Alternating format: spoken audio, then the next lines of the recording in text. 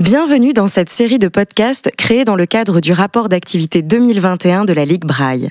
Dans cet épisode, nous avons le plaisir d'accueillir Noëlla Jardin. Bonjour Noëlla. Bonjour. Bienvenue dans cet épisode. Vous êtes la nouvelle directrice générale de la Ligue Braille et vous êtes ici pour nous donner votre vision, vos objectifs ainsi que le rôle de la Ligue Braille. Alors première question, comment est-ce que l'on devient directrice de la Ligue Braille ? J'ai envie de dire presque par hasard, même si ça semble un peu bizarre, mais en fait, je suis arrivée à la Ligue Braille il y a 21 ans et j'aurais jamais cru d'être un jour la directrice de la Ligue Braille. Mais pendant toute ma carrière, j'ai eu des chefs de service qui m'ont soutenu, qui m'ont aidé à me développer et en 2015, on m'a demandé de devenir le responsable du service volontariat. Ça m'a permis aussi de faire connaissance avec plein d'autres services, puisque le service volontariat est un service qui soutient l'ensemble des services de la Ligue Braille.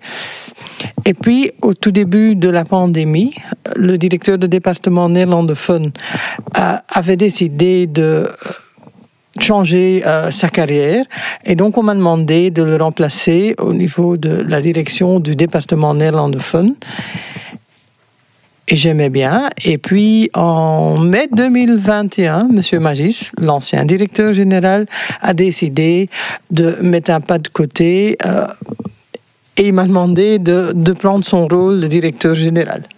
Quel est le rôle de la Ligue Braille aujourd'hui ? Je pense que la Ligue Braille aujourd'hui a plusieurs rôles.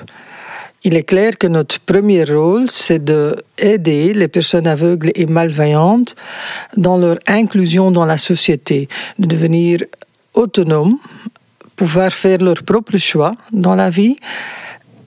Mais ce n'est que le premier rôle. Je pense que notre expertise que nous avons, on doit aussi le mettre dans d'autres domaines, c'est-à-dire dans la sensibilisation. Sensibiliser le grand public est aussi une aide pour les personnes malvoyantes et aveugles, hein, mais on doit aussi être là pour défendre les droits de notre public cible. Qu'est-ce qui vous plaît le plus dans votre fonction ? La diversité, ça c'est clair. Bon, il n'y a jamais un jour qui ressemble à la journée précédente. Je ne sais jamais dire le matin, voilà, ça j'ai aujourd'hui dans mon agenda, et il sera toujours différent. Et quelque part, j'aime bien ça. Allez, ça me fait bouger, le contact avec les gens, oui. Alors la Ligue Braille, ce sont aussi 123 collaborateurs. Comment est-ce que vous financez toutes ces activités, tous ces emplois ? La plus grosse partie de nos actions sont financées par nos donateurs et testateurs. Donc, non seulement les gens qui font un don pendant leur vivant, mais aussi les gens qui décident qu'à la fin de leur vie, ils donneront ça à la Ligue Braille. Et c'est très important. Donc, parce que quelque part, c'est la dernière volonté d'une personne qui croit à ce que la Ligue Braille fait tous les jours.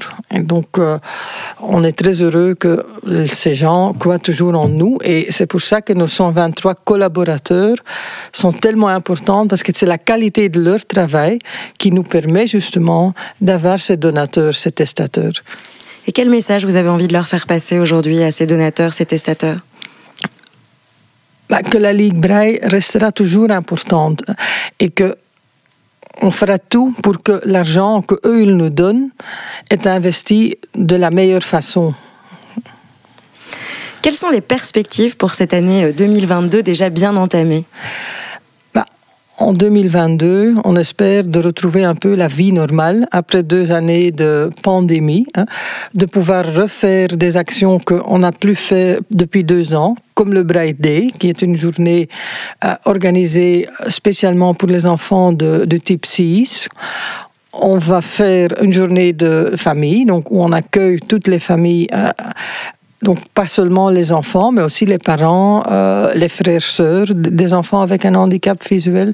Et surtout, je crois, continuer à faire ce qu'on fait depuis des années et qu'on fait bien depuis des années. Eh bien voilà, nous arrivons à la fin de cet épisode. Merci Noëlla Jardin d'avoir répondu à nos questions. Avec plaisir.